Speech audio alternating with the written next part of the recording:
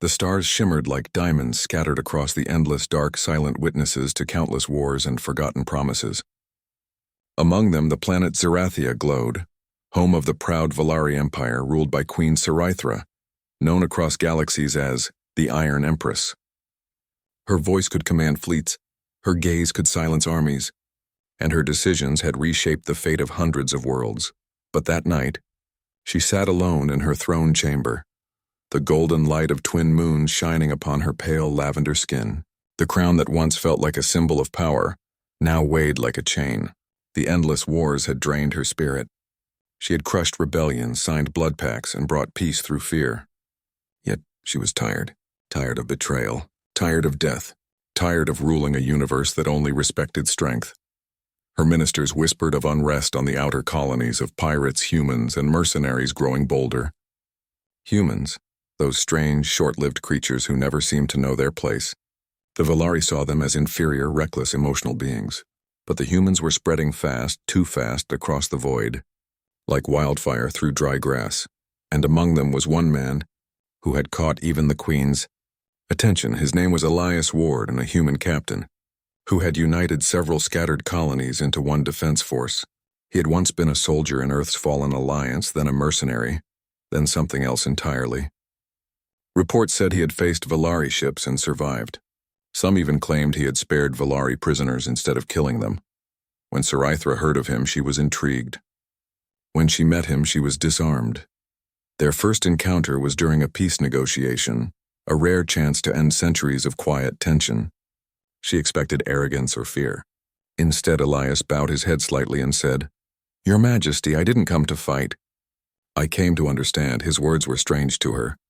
Valari rulers did not understand. They commanded. Yet there was something in his eyes, a mixture of sorrow and strength, that made her listen. His voice carried no malice, no hunger for power. It carried truth. That night changed something inside her, and over the months that followed, what began as curiosity turned into respect.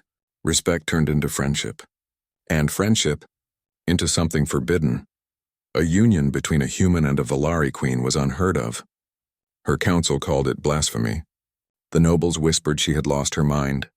But Sci-Fi didn't care. For the first time, someone saw her not as the Iron Empress, but as a woman, lonely, burdened, and longing for peace. Elias never knelt before her throne. He sat beside her, speaking softly of Earth, of oceans that danced under sunlight, of forests that smelled like rain, of laughter without duty. His stories painted colors in her world of metal and command. Slowly her heart began to beat not for empire but for him. When they married in a quiet ceremony on Zerathia's moon temple, many across the stars watched in disbelief. The Iron Empress and the human captain, two worlds that could never meet, now bound by vows of love. But peace is a fragile thing. Months later, the Dravari coalition, enemies of the Valari, saw the Queen's union as weakness. They declared war, promising to destroy the tainted throne. Armies of scaled warriors and black ships filled the edges of space, surrounding the Valari systems. Her generals begged to strike first, but Sci-Fi hesitated. She wanted to avoid bloodshed, to follow the human path of understanding that Elias had shown her. Yet as the fleets closed in, she saw fear growing among her people. They needed their Iron Empress again, not a dreamer. And then there was Elias. He remained calm even as tension spread like fire. One night, as she sat by the crystal window looking out at the gathering war, he came to her quietly. "You knew this would happen," she whispered. He nodded. "Peace always has a cost." She turned to him, her golden eyes shining with worry. "You are human, Elias. You cannot fight them. You cannot understand what these wars mean. My people," he stepped closer, taking her hand. "Your people are fighting for survival. Mine fought for hope. Maybe both can exist together." She looked at him, this fragile human who dared to challenge empires, who dared to love a queen feared by galaxies. "You do not know the strength of those who come for us," she said bitterly. But he smiled, a small, steady smile that carried an unspoken promise. "And you don't know the strength of those who fight for love." It was a simple sentence, yet it struck something deep inside her. Days later, when the Dravari attacked the outer moons, the Valari fleets rushed to defend. Explosions painted the void red and silver. The Queen's throne world trembled as the first bombardments began. Panic spread across cities. Her council screamed for her to hide, to flee to the inner systems, but Sci-Fi refused to abandon her people. She ordered the defense lines to hold and prepared to join them herself. Yet before she could, Elias placed his hand on her arm. His eyes, usually warm, now held a strange intensity, or like storm clouds before lightning. "Let me go," he said. She frowned. "You are not trained to—" But he interrupted, his tone calm, almost commanding. "There's something I never told you, Sarai." Something cold rippled through her veins. She had always known Elias was more than he appeared. The way he carried himself, the calm under pressure, the quiet confidence of a man who had seen too much. But in that moment there was something else, something hidden behind his gentle eyes. "What do you mean?" she whispered. He smiled faintly, and for the first time she realized how little she truly knew about him. "I was never just a captain," he said softly. "When Earth fell, I didn't just survive the wars. I ended one." Her breath caught. "You ended it?" He looked toward the burning sky. "I promised myself I'd never use that power again. But I made another promise too, to protect what I love." Before she could speak, he pressed his forehead against hers, a human gesture of affection she had grown to cherish. "Trust me, Sarai, just this once." Then he turned and walked toward the landing deck where human and Valari soldiers stood in confusion. As the great steel gates opened and the war's roar filled the air, the Queen stood frozen, torn between fear and awe. She didn't know what power he spoke of. She only knew one thing. The man she loved was walking into a war. And the stars themselves seemed to tremble in silence. The landing decks of Zerathia roared with engines and panic. Soldiers shouted commands, ships screamed into the sky, and alarms echoed through every hall of the royal citadel. The war had come home. Queen Sci-Fi stood near the great hangar doors, her heart beating faster than it ever had in battle. She had fought enemies, crushed rebellions, and commanded fleets, but never had she felt such fear. Not for her empire, not for her throne, but for him, for Elias Ward, the human who had stolen her heart and now walked toward the fire like he was born from it. The guards tried to stop him. "Captain Ward, you are not authorized for combat," one shouted. But Elias didn't stop. He moved with quiet purpose, his black coat flowing like shadow, his eyes calm yet burning with hidden fire. Sarai wanted to follow him, to demand answers, but her voice caught in her throat. Something about him was different now. His presence, once gentle, had turned heavy, commanding. Even the Valari officers, proud and arrogant, stepped aside as he passed. She finally found her words. "Elias, tell me what you plan to do." He turned, his expression softening when he looked at her. "I plan to end this before it reaches you." Her golden eyes filled with pain. "You cannot fight a fleet, Elias. They will destroy you." He gave a faint smile. "Let them try." Then he was gone. The Dravari fleet fell upon the Valari defenses like a storm of blades. Black ships blotted out the stars, firing plasma bolts that tore through shields and metal alike. The skies burned. The screams of dying soldiers filled every channel. In the command tower, Sarai watched the chaos unfold through the holoscreen. "Pull back the second line," she ordered. "Protect the civilians." Her generals obeyed, but the defense was crumbling. The Dravari were relentless, their ships like dark serpents in the void. The Queen clenched her fists, her chest tight with helplessness. She had sworn to fight beside her people, and yet Elias had taken that chance from her. "Where is he?" she demanded. No one answered. The sensors showed nothing. No human craft among the fleets, no signal. It was as if he had vanished into the stars. Elias stood alone in the desert plains beyond the city, the horizon glowing red from orbital fire. The wind carried ash and light. He looked up, seeing the war raging above, ships clashing, worlds burning. His jaw tightened. "Still repeating the same mistake," he murmured. "Still fighting when you could choose peace." He knelt down, removing a small silver device from his wrist, a relic from another age. The humans had built it during Earth's final war before the fall. A weapon, no, a last resort. Something that had taken lives beyond counting. Something he had sworn never to use again. But this was different. This was her world. He closed his eyes and whispered, "I'm sorry." Then he pressed the code. The ground beneath him pulsed with blue light, spreading outward like veins of lightning. Ancient nanites, dormant for decades, awakened within his body. His eyes glowed faintly and energy rippled around him like a living storm. The human flesh that once seemed fragile now shimmered with power, the true legacy of humanity's lost war machines. Elias Ward was no ordinary man. He was Project Helios, one of Earth's last enhanced soldiers, built not to conquer but to end wars. His strength came from fusion cores implanted in his bones, his mind wired to control battlefields. He had destroyed armies once. He had erased entire fleets, and he had paid for it in guilt and exile, but now, for her, he would do it again. From the royal tower, Sarai felt the ground tremble. The lights flickered. "Report," she shouted.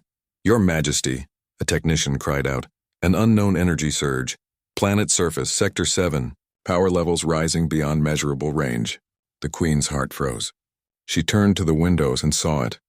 A pillar of blue light erupted from the desert, piercing the clouds and reaching towards space. It spread like wings of fire, wrapping around the sky. The Dravari ships nearest to it began to shake, their systems failing one by one. Then, in the heart of that light, she saw him. Elias stood unmoving, his body outlined in blinding energy. The earth cracked beneath his feet as arcs of light tore through the air. His voice, amplified through the comms, echoed across every ship and city. "This is Elias Ward of Earth," he said calmly. "Leave this world now." The Dravari commanders laughed at first, until their ships began to fall apart. The magnetic fields twisted, engines exploded, and navigation systems died. One by one, entire vessels lost control and spiraled into the void. It was like watching gods fall. On the bridge of her flagship, Sarai covered her mouth in shock. The Valari had always believed humans were frail, emotional creatures, but this was something beyond comprehension. Power that bent the laws of physics. Power wrapped in sorrow. "What is he?" whispered one of her generals. Sarai's voice trembled. "He is human." Elias raised his hand and the storm obeyed. The Dravari's main dreadnought tried to fire upon him, but its weapons turned molten in seconds. Its hull crumpled inward like paper, consumed by the energy that radiated from the human below. He felt the old pain returning, the memories of Earth, burning cities, lost faces. The cost of power, every life he had taken, every scream he could still hear. But he pushed through it, whispering to himself, "Not this time, not again." He redirected the surge upward, focusing it on the Dravari fleet's command ship. A single blinding pulse fired into the sky, and when the light faded, the ship was gone. No explosion, no debris, just silence. The remaining Dravari ships fled in panic, their channels filled with screams. The invasion had ended before it truly began. Hours later, the light finally faded. The energy storm died. The desert was quiet again, only the faint hum of wind moving through the scorched sand. Sarai landed her royal skimmer near the impact zone. Her heart pounded as she stepped out, the ground still warm beneath her feet. She followed the trail of melted glass and ash, and there, at the center, she found him. Elias was kneeling, his body smoking, his breath ragged. His once strong frame trembled with exhaustion. His skin, faintly glowing moments ago, was now pale and cold. He had used too much, more than any human should survive. Sarai rushed forward, dropping to her knees beside him. Elias, look at me!" He opened his eyes weakly, that familiar calm still in them. "You're safe," he whispered. Tears filled her eyes. "You fool. You shouldn't have done this," he smiled faintly. "You said I couldn't fight a fleet. I just wanted to prove you wrong." She let out a broken laugh through her tears. "You idiot human." He reached up, brushing her cheek with trembling fingers. "I told you once, humans fight for hope, and for love." Then his hand fell. "Elias," she cried, pulling him close, her voice echoing across the silent plain. "Don't you dare leave me." The stars above were quiet.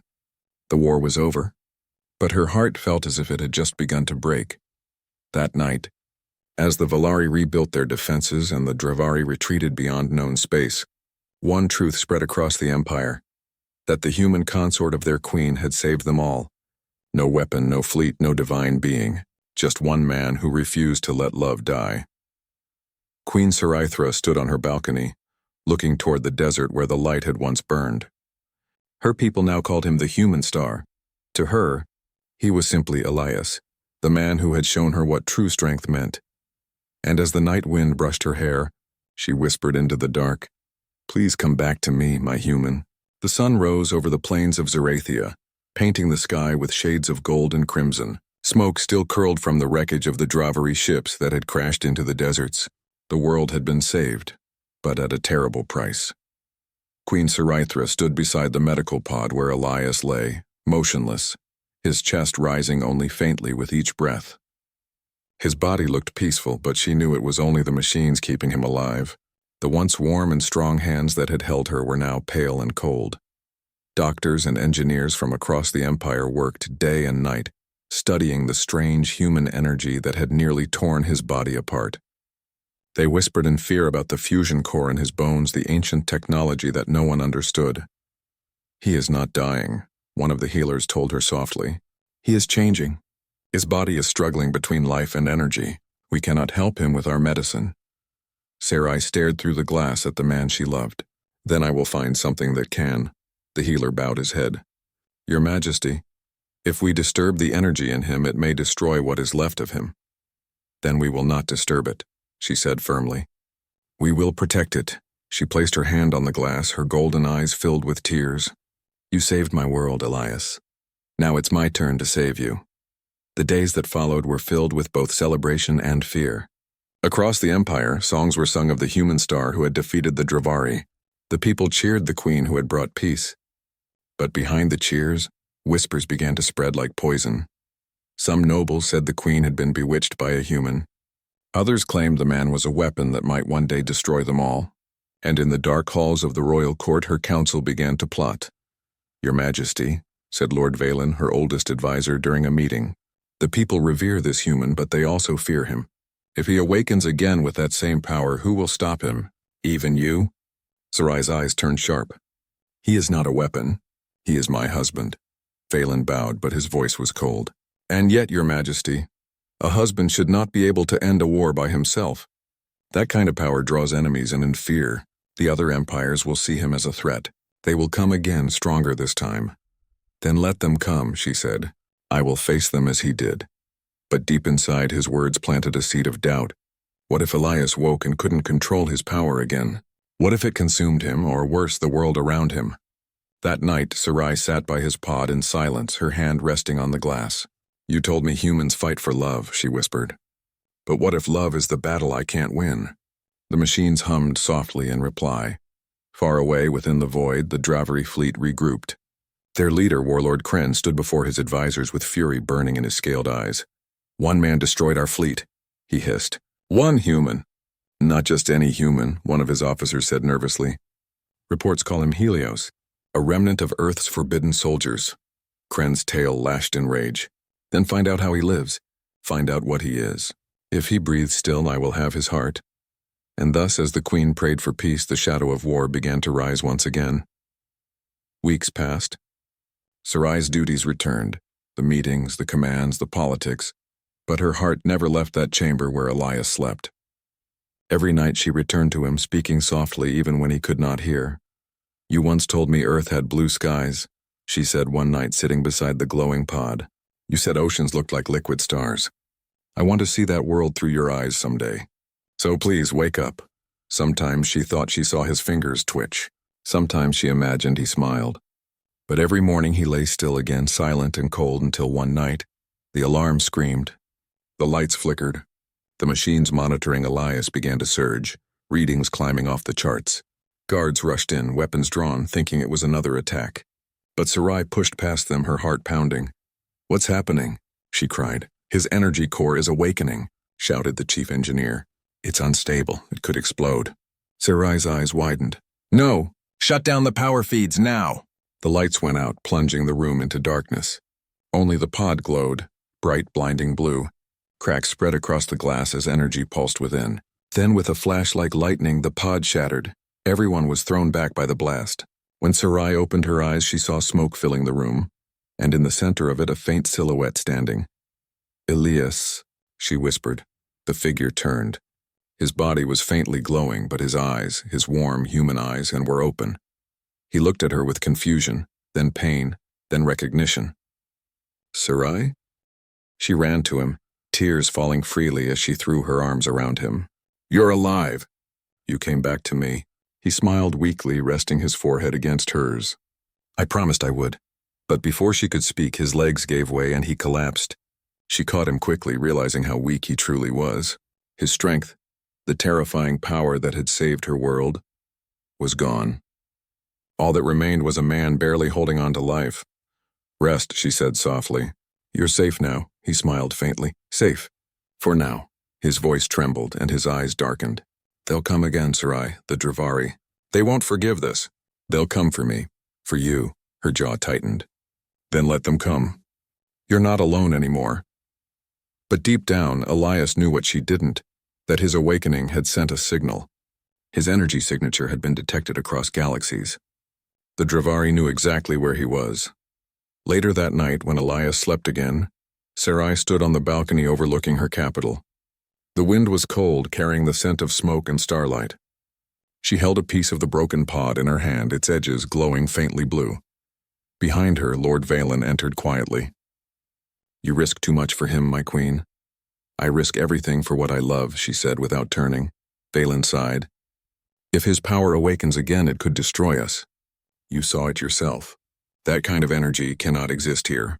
You must think of your people. I am thinking of them, she whispered. He saved them. He hesitated, then spoke with a voice heavy with warning. Not everyone believes that.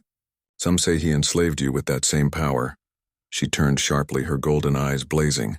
Do not speak such lies in my presence again, Valen. But as he bowed and left, she knew the truth. The council was turning against her. They feared Elias, and fear was the first step toward betrayal. When dawn came, Elias woke again. He sat up slowly, his hand trembling as he reached for hers. You're still here, he said softly. I always will be, she whispered. He smiled faintly, looking out the window at the twin suns rising. Beautiful, he said, but not as I remember it. When I used my power, I felt everything. Every star, every heartbeat, every scream. I don't want to feel that again. She touched his face gently. Then don't. You don't have to be the weapon the galaxy fears. Just be the man I love. He looked into her eyes for a long moment, then nodded. I'll try. But far above them, in the darkness between stars, Dravari scouts moved silently through space. And in the shadows of Zarathia's palace, her council whispered plans of their own. Peace had returned, but for how long? The universe had seen the strength of a human once, and now everyone wanted to claim it, or destroy it, and Sarai knew deep in her heart that the next storm would not be one Elias could face alone. The capital of Zarathia glittered once more under the light of twin suns. But beneath that beauty, fear grew like poison in the roots of the empire. The people still sang songs of the human star, the savior who had burned the skies to protect them. Yet the noble houses whispered something darker. They said their queen had fallen under a human spell. They said the human was not their protector, but a danger waiting to awaken again. Inside the royal palace, Queen Sarithra stood before the council. Her golden eyes, once sharp and unyielding, were now tired but defiant. You all saw what he did, she said firmly. Without him we would not exist. Without him your children would not be alive. Remember that before you speak against him. Lord Valen, tall and silver-haired, lowered his gaze respectfully. We do not deny his courage, your majesty. But his nature, it cannot be ignored. The energy inside him is unstable. If he loses control again, he could destroy this world as easily as he saved it. A murmur spread through the council chamber. The words cut through her like cold glass. Sarai straightened her back. I will not allow any harm to come to him. He is under my protection. My command is law. Valen bowed, but his expression didn't soften. Of course, my queen. Yet law cannot silence fear. She dismissed the council soon after, but his words lingered like shadows. Law cannot silence fear. And fear, she knew too well, could destroy empires faster than war. Elias slowly recovered in a quiet chamber near the palace gardens. His body was weaker than before. Even standing felt like carrying the weight of stars. Yet Sarai had ordered the finest healers to care for him, and she visited every day, no matter how many duties called her elsewhere. He often sat beneath the crystal trees outside, watching the strange birds dance through the violet leaves. He missed Earth and the smell of rain, the sound of waves. But this world had become something more than home. It was where she was. When Sarai visited that evening, he smiled softly. "You look tired," he said. She tried to smile back. "Queens do not get tired. Even queens need rest," he said gently. She sat beside him on the marble bench, her cloak brushing against his arm. The air was warm, scented with flowers that glowed faintly in the dusk. For a moment it felt like peace. Fragile, beautiful peace. "I heard the council again," he said quietly. "They still don't trust me, do they?" She looked away. "They fear what they don't understand." He nodded. "And they're right too. I don't understand it either. The power. It's not just energy, Sarai, it's alive. When I use it, I feel every heartbeat around me, every life, even the ones I take. That's why I swore never to use it again." Her fingers brushed his hand. "Then don't, not unless you must. You are more than your power, Elias." He turned to her, eyes soft but haunted. "I'm not sure I am." The silence between them said what words couldn't. That same night, deep within the palace, Lord Valen met secretly with two shadowed figures. Their faces were hidden behind cloaks, their voices low. "The queen grows weak," Valen said. "Her heart blinds her. The human holds her will." "She is our ruler," one of them hissed. "You speak of treason. I speak of survival," Valen snapped. "The Dravari will return, and this time they will bring fire greater than before. We cannot rely on a human weapon we don't control." The second figure leaned forward. "Then we must make sure he never awakens again." Valen hesitated. He had served Sarai since she was a child, sworn loyalty with his blood. But his loyalty was to the Empire first.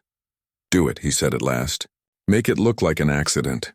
The following morning, Sarai woke to soft light streaming through her chambers.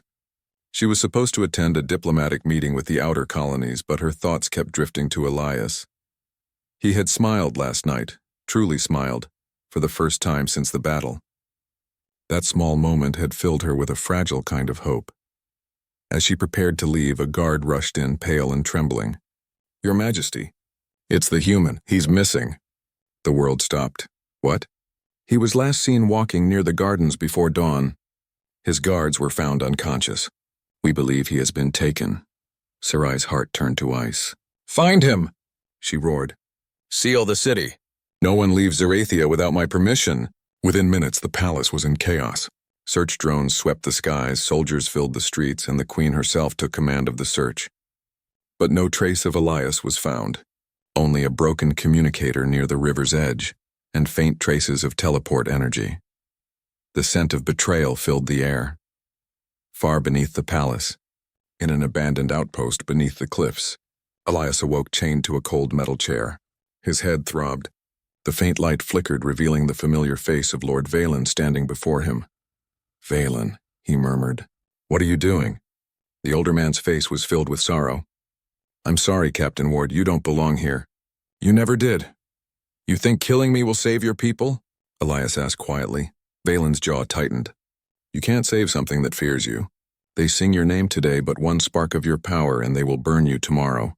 I do this for the Queen, even if she never forgives me." He turned to the guards. "Prepare the extraction field. Remove the energy core from his body. We'll destroy it before it draws more enemies." Elias felt the chains tighten as pain surged through him. The machines around him began to hum, their lights glowing blue. He could feel the energy within him stirring, the ancient fusion waking in defense. "Don't," he gasped. "If you touch it, it will kill you," but they didn't listen. The hum grew louder, the lights flashing brighter. Elias felt the storm inside him fighting to escape. He clenched his fists, trying to hold it back. "Stop, please!" Valen stepped back as the room shook violently. "Shut it down, now!" It was too late. The energy burst from Elias's body like a wave, hurling the guards across the chamber. The machines exploded. Sparks and smoke filled the air. Elias fell to his knees, the chains shattered, his breath coming in ragged gasps. He looked up through the haze, his eyes glowing faintly blue. "I didn't want this." Valen stared at him, stunned. "You're a monster." "No," Elias said softly. "I'm what your fear made me." With one final pulse of power, he vanished, a blinding flash of light that shook the cliffs above. Sarai felt it instantly. The energy rippled through her mind like a familiar heartbeat. She turned toward the horizon, eyes wide with realization. "Elias?" Moments later, the palace comms crackled. "Your Majesty." There's been an explosion in the lower sectors. She didn't wait for an escort. She ran through the halls, ignoring the shouts of guards, her cloak billowing like a storm behind her. When she reached the cliffs, all she found was ruins, and the faint flickering imprint of teleport energy fading into the air. Valen's broken body lay among the debris. His last breath escaped as she knelt beside him. "Why?" she whispered. His voice was barely a whisper. "For the Empire." Then his eyes closed forever. She looked up at the burning sky, tears in her eyes. Somewhere out there, Elias was alive, but alone, hunted, and broken once again. And as the wind howled through the cliffs, she made a silent vow. No one will take him from me again. Not the Council. Not the stars. Not fate itself. That night, the twin moons of Zerathia hung low in the sky. The people slept, dreaming of peace, but their queen stood on her balcony, armor gleaming under the moonlight, her ship waiting behind her. "Track his energy signal," she ordered. "I don't care where he's gone. I'm bringing him home." And with a final glance at her silent palace, Queen Seraithra, the Iron Empress of Zerathia, took to the stars, her heart burning brighter than any weapon. She was not just a ruler anymore. She was a woman chasing the man who had changed her forever, and the stars themselves seemed to whisper as her ship vanished into the void. The queen follows the human star. The storm of war had returned. For many months, the galaxy had remained quiet under Queen Zira's rule and Leon's guidance, but silence never lasted long among the stars. The Dravok, a brutal species of conquerors from the far rim, had gathered their fleets once more. Their leader, Warlord Vekthar, had sworn revenge for his defeat years ago. The defeat brought by one man, the human named Leon Hale. Rumors spread through the courts and colonies. Some said the Dravok now commanded weapons that could split moons in half.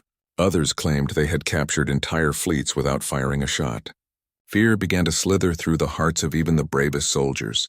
Yet Leon stood calm. He had faced worse odds on Earth before, when all he had was his courage and his bare hands. One night, as Zira stood by the tall crystal windows of the royal chamber, she watched lightning flash over the capital's domes. Leon walked in quietly, his eyes steady but thoughtful. "They're coming, aren't they?" she asked softly, her voice trembling just a little. He nodded. "Yes, within a week, maybe less.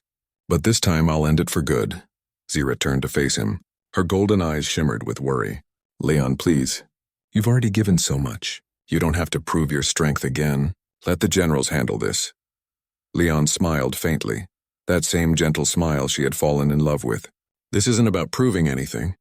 It's about protecting what we've built, what you built. They're not after the throne, Zira. They're after you, and I won't let anyone touch you." She stepped closer, placing her four-fingered hand on his chest. His heart beat steadily beneath her touch, warm and human. "Promise me you'll come back," she whispered. "I always do," he said softly. But even as he spoke, he knew promises like that were never certain in war. The next day, Leon stood before the Council of War. The alien generals, proud and armored, still looked at him with a mix of awe and disbelief. To them, he was both a legend and a mystery, the human who had once fought entire armies alone and won. "The Dravok will attack the eastern colonies first," Leon began, projecting the star maps across the chamber. "They'll expect us to defend the capital, but that's what we won't do. We'll strike first, hit their command ships before they reach our borders." Some generals hissed in disapproval. "It's too risky." "We don't have enough ships for an assault," one protested. Leon's expression hardened. "Then we make up for it with precision and courage. They rely on fear. I say we take that from them." His voice carried something that silenced the room, not arrogance but conviction. The kind of strength that made soldiers believe they could win even when they shouldn't. After the meeting, as Leon prepared his armor in silence, a young alien soldier approached him. "Commander, is it true that you once fought an army without a weapon?" Leon smiled faintly. "Not without a weapon," he said, fastening the last piece of his armor. "I had my will. That's stronger than any blade." The soldier bowed deeply. "Then I'll fight with my will too." The battle began under a burning red sky. Dravok's ships tore through the void, unleashing storms of plasma. Leon's fleet met them halfway between two dying stars. The darkness of space became a sea of explosions. From his flagship, Leon commanded the assault. "All wings focus fire on their lead dreadnought. Cut off their command relay," His voice echoed through every channel, calm but sharp as steel. Fighters dived, bombers struck, and massive alien cruisers fired beams that split the blackness of space. When the Dravok countered with a new weapon, a beam of raw energy strong enough to melt through shields, Leon didn't hesitate. "Evacuate the main deck. I'll handle it." He launched himself into the chaos, leaving the bridge. His small fighter shot through enemy fire like a falling star. He aimed straight for the dreadnought's central core. The Dravok laughed at his foolishness, one ship against thousands. But Leon wasn't just a soldier. He was human. And humans had a way of doing the impossible. He crashed through the dreadnought's armor, burst into the reactor chamber, and faced the Dravok warlord himself. Vekthar towered over him, 6 meters tall, armored in spiked plating. "So the human comes to die," the warlord roared. Leon wiped the blood from his lip and smiled. "No, the human comes to finish what he started." The two clashed in a storm of fury. Vekthar swung his blade, heavy as thunder. Leon dodged, countered, and struck with fists that glowed from the force of his powered suit. Metal shattered. The floor quaked. The reactor behind them began to overload. "You think your kind is strong?" Vekthar snarled. Leon's eyes burned with fire. "No, I think we never stop fighting. That's our curse and our gift." With one final strike, Leon drove his blade into the warlord's core. The energy around them exploded in white light. Far away on the royal balcony, Zira felt the shockwave ripple across space. She gripped the railing tightly, her heart breaking. "Leon," she whispered. Hours later, when the wreckage cleared, a small pod appeared on the scanners. Against all odds, Leon was alive. Burned, exhausted, but alive. The moment he stepped back onto the capital's landing platform, Zira ran to him. Her tears glimmered like jewels. "You promised," she said between sobs, holding him tight. "You promised you'd come back." Leon smiled weakly, resting his forehead against hers. "Told you. Humans are hard to kill." She laughed through her tears, clutching him as if she'd never let go. Around them, soldiers bowed not to the queen, but to the human who had once again saved their world. For the first time, Zira understood what his true strength was. It wasn't his body. It wasn't even his courage. It was his heart, stubborn, loyal, and unbreakable, and in that moment, under the light of 1,000 stars, the alien queen realized that she had married not just a man, but a force of nature, the living proof that humanity's greatest weapon was love that refused to die. The galaxy had changed after the war. The Dravok Empire was broken, their fleet scattered into silence. Songs of victory spread through every world under Queen Zira's rule. Statues of heroes were raised when, at the heart of them all, stood one name: Leon Hale, the human who had stood against darkness and lived. But peace, as Leon knew too well, was never simple. It was fragile like glass under pressure, and even victory carried its own weight. Weeks after his return, Leon still woke in the night, his body drenched in sweat. The sound of explosions, the flash of plasma, the echo of dying screams, they haunted him. Zira would wake beside him, her hand reaching gently to his chest. "You're safe," she would whisper softly. "You're home." He would nod, forcing a smile, but the truth burned deeper. Home had always been Earth, a small blue planet far from here. Yet when he looked into her golden eyes, he realized home wasn't a place anymore. It was her. Still, there was restlessness in him. Humans weren't made to stay still. Even in peace, he felt the pulse of battle, the instinct to protect, to build. And as the galaxy healed, he found new battles. Not with weapons, but with words and dreams. The Council of Worlds met again, this time not for war, but for rebuilding. Dozens of alien leaders gathered in the Great Hall, shimmering domes filled with light. Leon sat beside Zira, wearing the royal insignia across his chest, though he never grew comfortable with titles. "The human speaks with the Queen's authority," one of the ambassadors said skeptically. "But can a creature from such a small primitive world understand the politics of galaxies?" Leon's calm eyes turned toward the speaker. "I understand survival," he said simply. "And I understand hope. The rest is just noise." The chamber fell silent. His words carried more power than any threat could. After the session, as they walked through the palace corridors, Zira smiled softly at him. "You've learned diplomacy, my warrior," he chuckled. "I learned it from you." She laughed lightly. "No, you learned it from pain." He stopped and looked at her. "Pain teaches best, doesn't it?" Her smile faded, replaced by a shadow of sadness. I wish it didn't have to. One evening, the two of them stood on the balcony overlooking the alien capital. The twin moons bathed the city in silver light. Ships glided through the sky like glowing insects, and far below, the people celebrated another year of peace. Miss what? Your world. Earth. Leon looked toward the stars where a tiny speck of light shimmered faintly in the distance. Every day, he said softly. But I made a choice, and I'd make it again. She reached for his hand, her fingers cool against his. You gave up your world for me. He smiled gently. You gave up a part of yourself for me too. Queens aren't supposed to love soldiers. Her eyes shimmered with emotion. Then I suppose I'm not a good queen. You're the best one this galaxy will ever know, he replied. For a long time, they stood there in silence, their hearts bound by quiet understanding. But peace was not loved by all. In the shadows of distant worlds, fragments of the Dravok still stirred. One night, as the palace slept, a coded message reached Zyra's desk. An assassination attempt was being planned. The target, Leon. When she confronted him, her voice trembled with fear. They're coming for you, Leon. You can't stay here. He placed his hands gently on her shoulders. Zyra, if I run, they'll see fear, and fear is what gives them power. She shook her head, tears forming. You've done enough. You fought enough. Let someone else fight this time. He smiled faintly, brushing away her tears. I'm not fighting this time. I'm just making sure no one else has to. Before she could answer, alarms blared across the city. The palace shields flared bright. The attack had already begun. The night turned to chaos. Explosions lit up the sky as small ships descended, firing plasma bolts into the royal gardens. Leon grabbed his rifle and armor, his movements sharp and practiced. Zyra tried to follow him, but he turned to her. Stay here. Lock the doors. I'll be back. She shook her head violently. No, I'm coming with you. But he kissed her quickly, silencing her words. Trust me. Then he was gone. He moved through the smoke and fire like a shadow, cutting down the attackers with precision and fury. These weren't soldiers. They were fanatics, desperate and reckless. But there were too many of them. Inside the palace, Zyra watched through the monitors, her heart pounding. Every flash of light on the screen made her fear it was his last. She could hear the sounds of battle echoing through the corridors, his voice shouting commands, the clash of metal and flame. Then, silence. Leon, she whispered into the communicator. No response.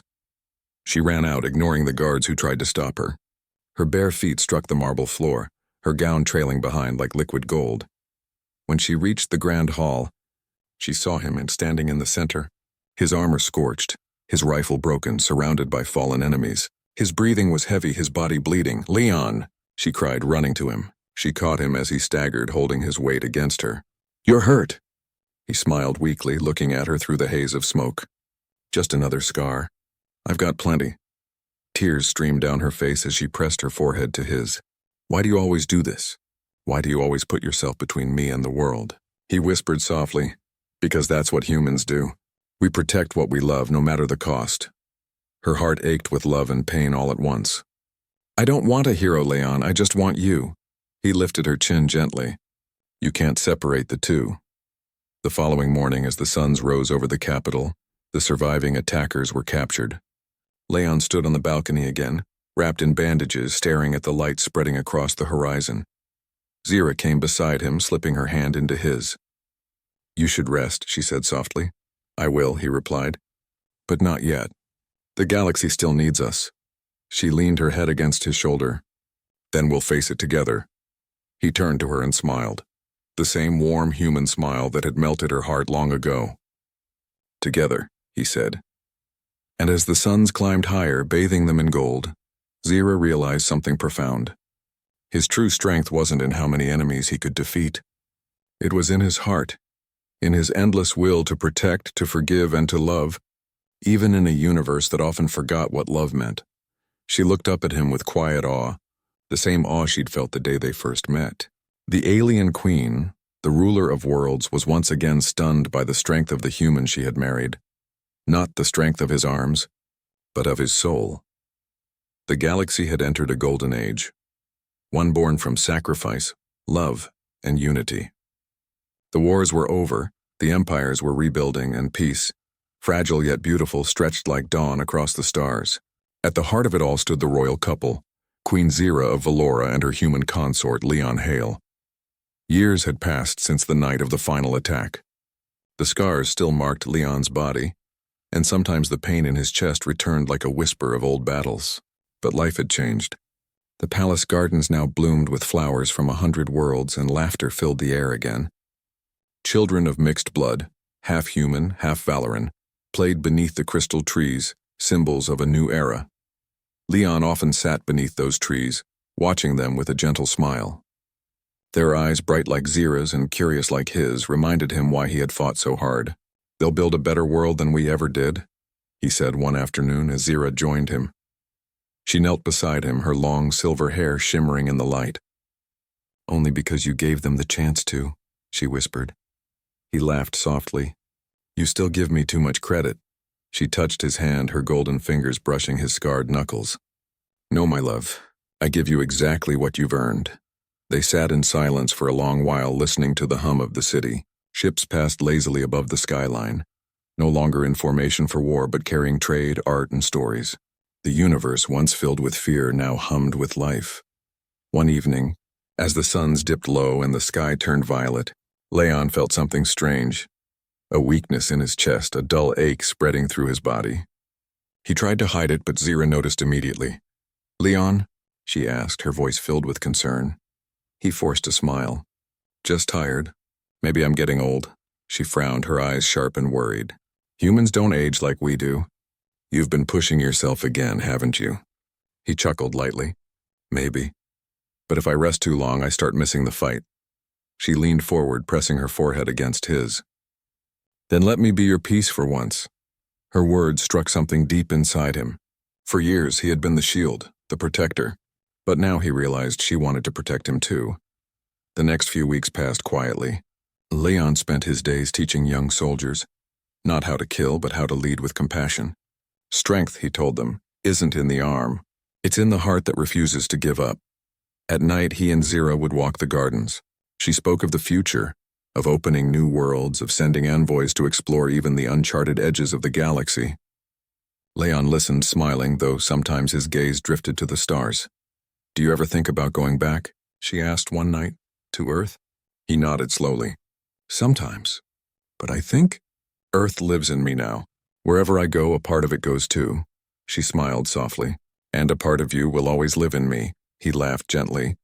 "That's dangerous, Your Majesty. Humans are unpredictable." "Then it's good that I love unpredictable things," she said with a smirk. But one dawn, the palace woke to silence. Zira rose to find Leon still sitting by the balcony, gazing at the stars. The light of the rising sun fell across his face. For a moment she thought he was asleep. But when she touched his shoulder, his skin was cold. Her breath caught. "Leon," she whispered. There was no answer. Only peace, a stillness that felt like eternity.